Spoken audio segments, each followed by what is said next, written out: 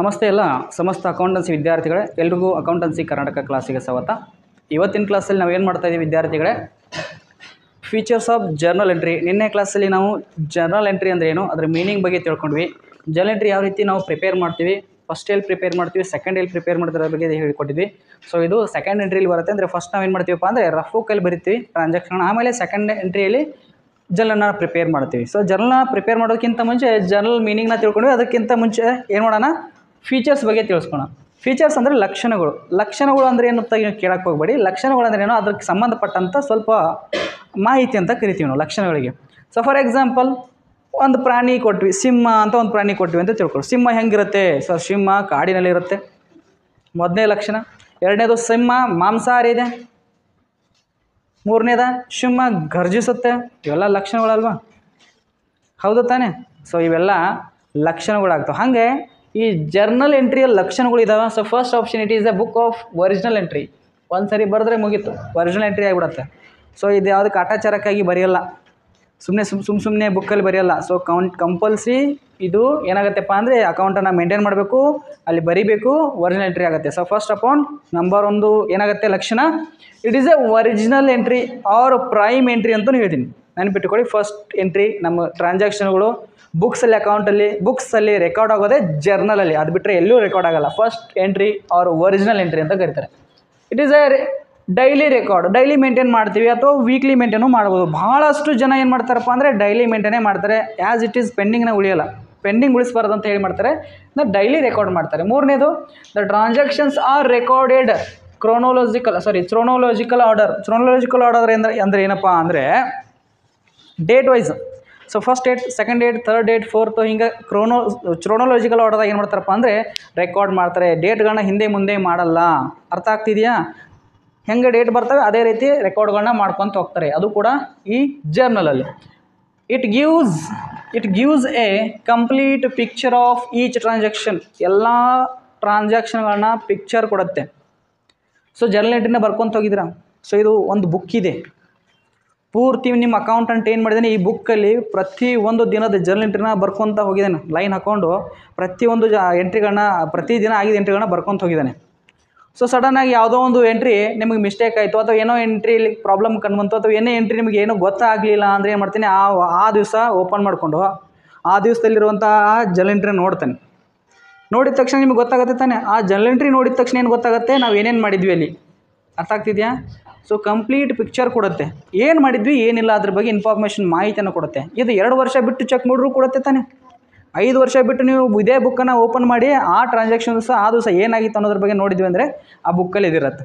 So ಅದಕ್ಕಾಗಿ ಏನು ಹೇಳ್ತಾರೆ ಅಂದರೆ, it gives a complete picture of each transaction. ಯಾವ ಟ್ರಾನ್ಸಾಕ್ಷನ್ ಮಾಡಿದ್ವಿ, ಎಷ್ಟಕ್ಕೆ ಮಾಡಿದ್ವಿ, ಎಷ್ಟು ಖರೀದಿ ಮಾಡಿದ್ವಿ, ಎಷ್ಟಕ್ಕೆ ಕೊಟ್ಟಿದ್ವಿ, ಯಾರಿಗೆ ಎಷ್ಟು ಕ್ಯಾಶ್ ಕೊಟ್ಟಿದ್ವಿ, ಯಾರಿಂದ ಎಷ್ಟು ಕ್ಯಾಶ್ ಇಸ್ಕೊಂಡಿದ್ವಿ, ಯಾರಿಗೆ ಸ್ಯಾಲ್ರಿ ಕೊಟ್ವಿ, ಯಾರಿಗೆ ಎಷ್ಟು ವೇಜಸ್ ಕೊಟ್ವಿ, ಪ್ರತಿಯೊಂದು ಟ್ರಾನ್ಸಾಕ್ಷನನ್ನು ಈ ಜರ್ನಲ್ ಎಂಟ್ರಿನಲ್ಲಿ ನಾವು ಬರೆದಿರ್ತೀವಿ.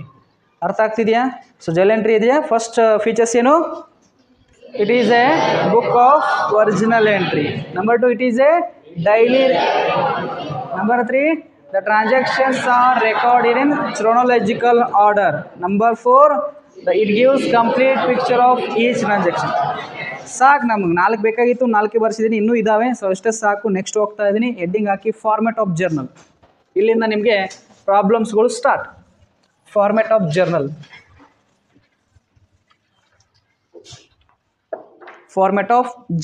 ಜರ್ನಲ್ ಎಂಟ್ರಿಯ ಫಾರ್ಮ್ಯಾಟ್. ಹೆಡ್ಡಿಂಗ್ ಹಾಕಿ ಫಾರ್ಮ್ಯಾಟ್ ಆಫ್ ಜರ್ನಲ್. ಅಷ್ಟೇ 4 ಲೈನ್ ಹಾಕಬೇಕು, ಜಾಸ್ತಿ ಹಾಕಂಗಿಲ್ಲ. 4 ಲೈನ್. ಯಾವ ರೀತಿ ಫಾರ್ಮ್ಯಾಟ್, ಇಲ್ಲಿಂದ ನಿಮ್ಮ ಪ್ರಥಮ PUCಯ ಪ್ರಾಬ್ಲಮ್ಸ್ಗಳು ಸ್ಟಾರ್ಟ್. ಇನ್ನು ಥಿಯರಿ ಕಡಿಮೆ, ಪ್ರಾಬ್ಲಮ್ಸ್ ಜಾಸ್ತಿ. ಇಲ್ಲಿಂದ ಇನ್ನು ಮುಂದೆ ಬರೇ ಪ್ರಾಬ್ಲಮ್.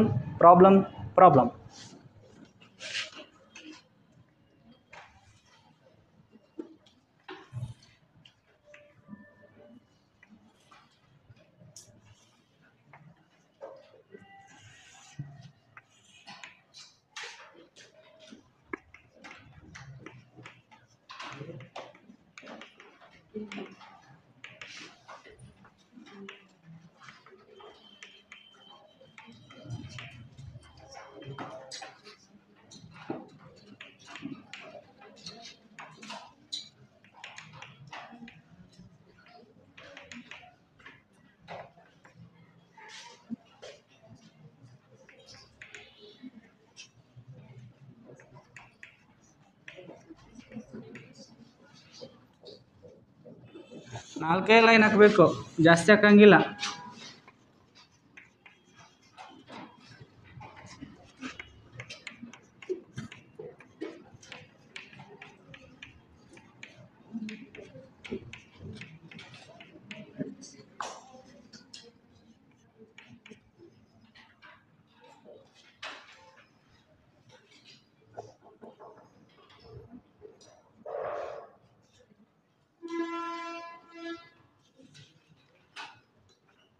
ಅದ್ರ ಕೆಳಗಡೆ ಮತ್ತೊಂದು ಹೆಡ್ಡಿಂಗ್ ಹಾಕಿ, types of journal entry.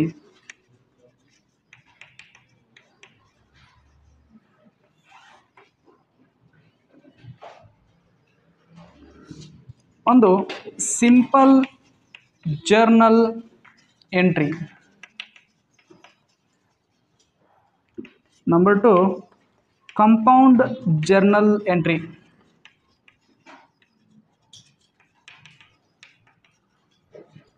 Simple journal entry and compound journal entry ಅಂತ ಕರಿತೀವಿ.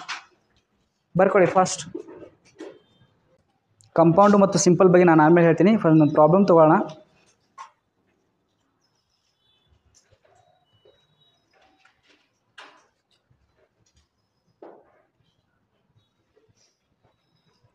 ಹಂಡ್ರೆಡ್ ಮಾರ್ಕ್ಸ್ ಪ್ರಾಬ್ಲಮ್ ಕೊಡ್ತಾ ಇದ್ದೀನಿ. 12 ಮಾರ್ಕ್ಸ್ ಇಲ್ಲಿಂದ ಪ್ರಾಬ್ಲಮ್ ಸ್ಟಾರ್ಟ್. ಸೊ ಇದು ಕಂಪ್ಲೀಟ್ ಆಯ್ತು ಅಂದರೆ ಹೇಳ್ರಿ, ನಾನು ಏನು ಮಾಡ್ತೀನಪ್ಪ ಅಂದರೆ ನಿಮ್ಮೊಂದು ಪ್ರಾಬ್ಲಮ್ನ ಕೊಡ್ತಿದ್ದೀನಿ.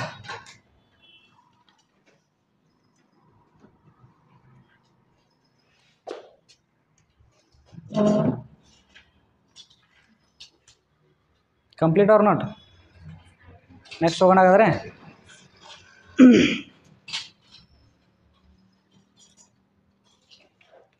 Okay, first problem number 1 heading ಹಾಕಿ. Problem number 1, page number 51. Problem number 1, page number 51. Okay, ಎಲ್ಲರ ಹತ್ರ ಕ್ವಶನ್ ನಂಬರ್ ಇದು, ಕ್ವಶನ್ ಪೇಪರ್ ಅದ, ಕ್ವಶನ್ ಬ್ಯಾಂಕ್ ಕೊಟ್ಟಿದ್ದೀನಲ್ಲ, ಓಪನ್ ಮಾಡಿ ಪೇ.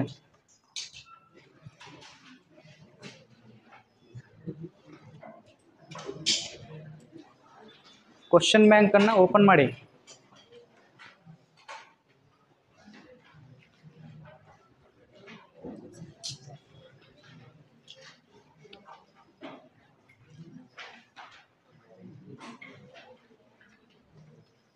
ಓಪನ್ ಮಾಡಿದ್ರಾ?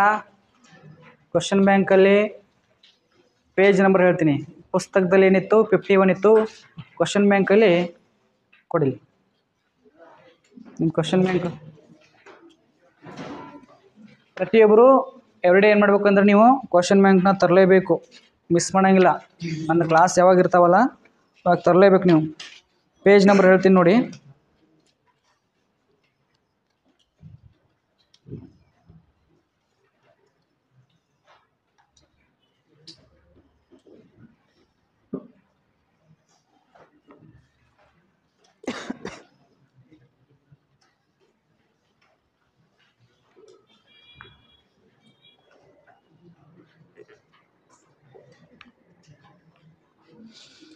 ಪೇಜ್ ನಂಬರ್ 10 ಅಲ್ಲ ಎಷ್ಟಿದೆ? ಹಾಂ, page number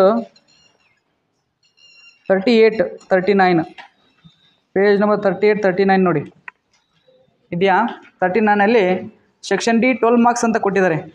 section D 12 marks question ಅಂತ ಇದೆಯಾ?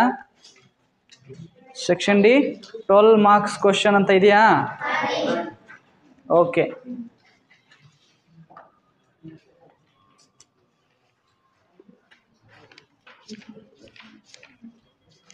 ಏನಂತ ಕೊಟ್ಟಿದ್ದಾರೆ ಕ್ವಶನ್ನ? ಸೊ ಫಸ್ಟ್ ಅಮೌಂಟ್ ಎಷ್ಟಿದೆ? 60,000 ಇದೆ ನೋಡಿ. 60,000 ಇದೆ ಅಮೌಂಟ್. ಎಷ್ಟಿದೆ? 60,000. ಸೆಕೆಂಡು 20,000 ಇದೆಯಾ? ಅಮೌಂಟ್ ಕೊಟ್ಟಿಲ್ಲ, 1 ಲ್ಯಾಕ್ ಆಯ್ತಾ? ಆಮೇಲೆ ಪರ್ಚೇಜ್ ಗೂಡ್ಸ್ ಎಷ್ಟಿತ್ತು ನೋಡ್ರಿ? 20,000.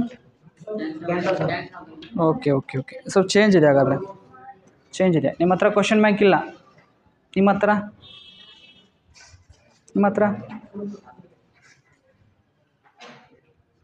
ಕ್ವಶನ್ ಬ್ಯಾಂಕ್ ಇಲ್ಲ. ಓಕೆ, ಒಂದು ಕ್ವಶನ್ ಬರ್ಕೊಳ್ಳಿ ಎಲ್ಲರೂ. ಹಾಗಾದರೆ ಬರ್ಸ್ತೀನಿ, ಅದು ನಾ ಮನೇಲಿ ಬಿಡ್ಸೋರಂತೆ. ಎಲ್ಲರ ಹತ್ರ ಕ್ವಶನ್ ಬ್ಯಾಂಕ್ ಇಲ್ಲ. ನಾಳೆ ಬರಬೇಕಾದ್ರೆ ಕ್ವಶನ್ ಬ್ಯಾಂಕ್ನ ಮಿಸ್ ಮಾಡೋಕ್ಕೆ ಹೋಗ್ಬೇಡ್ರಿ. ನೆಕ್ಸ್ಟ್ ಕ್ಲಾಸಿಂದ ಕ್ವಶನ್ ಬ್ಯಾಂಕ್ ಕಂಪಲ್ಸರಿ. ಕ್ವಶನ್ ಬರ್ಕೊಳ್ಳಿ ಹಾಗಾದರೆ. Question bank question number 1 page number 50 ಬುಕ್ಸಲ್ಲಿದೆ, ಪೇಜ್ ನಂಬರ್ 50ಅಲ್ಲಿ. ಓಕೆ, ಬರ್ಕೊಳ್ಳಿ ಎಲ್ಲರೂ. Question number 1 page number 51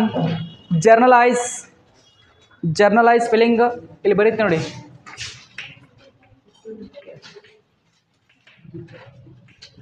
Journalize the following transaction.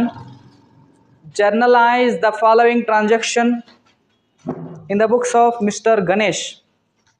Journalize the following transaction. Journalize the following transaction in the books of Mr. Ganesh. In the books of Mr. Ganesh.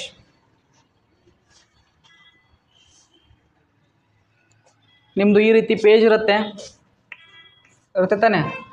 So ಇಲ್ಲಿ ಏನು ಮಾಡಿರ್ತಾರೆ ಅಂದರೆ ಮಾರ್ಜಿನ್ಸ್ನ ಕೊಟ್ಟಿರ್ತಾರೆ. ಈ ಮಾರ್ಜಿನ್ಸಲ್ಲಿ 2022 ಬರ್ಕೊಳ್ಳಿ. 2022 ಬರೆದ್ರಾ? 2022 ಇಲ್ಲೇ ಕೆಳಗಡೆ ಏನು ಬರ್ತೀರಾ ಅಂದರೆ January 1 ಈ ಥರ. ಅರ್ಥ ಆಯ್ತಾ?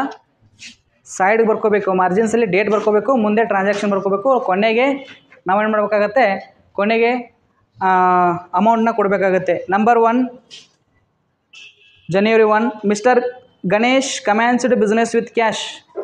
Mister Ganesh commenced business with cash.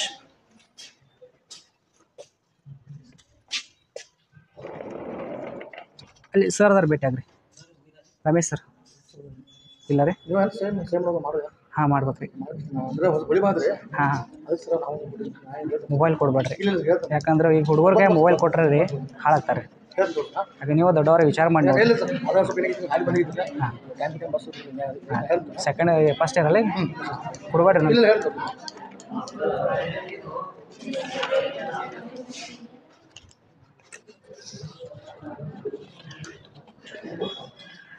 ಇತ್ತು